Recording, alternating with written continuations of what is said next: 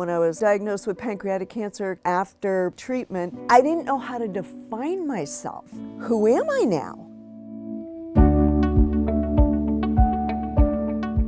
My name's Jennifer Lambert. I'm 65 and I live in Williamsburg, Virginia. And I am a 5-year stage 2 pancreatic cancer survivor. My husband and I were actually in Italy. My stomach was off, my urine was dark, my skin, my arms, my legs, my abdomen were very itchy, and I was exhausted. And I just thought, we're in Italy, different climate. So we went to Spain, and one of the Americans who was in my son's church said, Jennifer, you are yellow and you need to go to the hospital now. They said, something's pressing on your bile duct, that's why you're jaundiced. So of course I'm thinking, I'm sure it's a gallstone, no biggie, but a much more in-depth ultrasound revealed a tumor on my pancreas. They had to put stents in my bile duct so that I could fly home. Immediately we got in with the surgeon. He said, hopefully if you have Whipple surgery, then you'll live 2 to 5 years. It's like,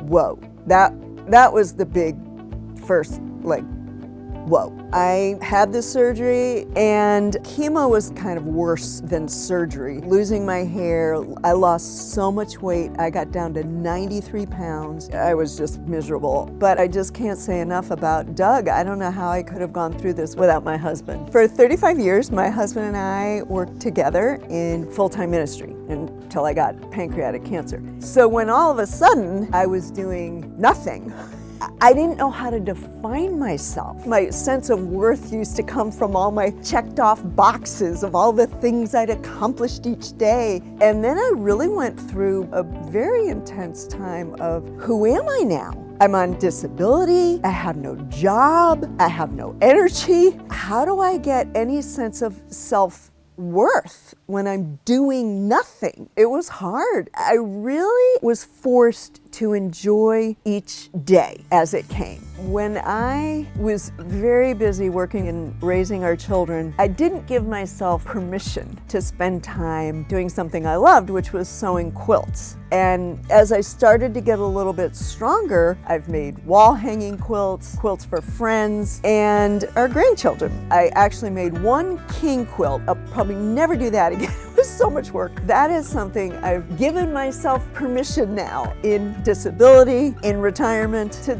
spend hours and hours sewing, and I love it.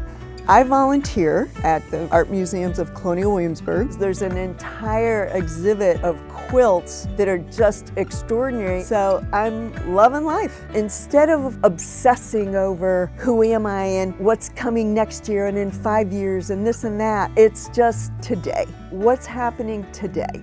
Today I'm being interviewed, which is a new experience for me. Today I'm being interviewed as a 5-year survivor, which is pretty awesome.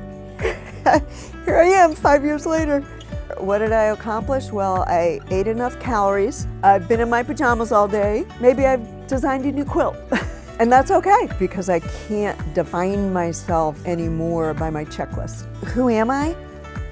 Incredibly grateful.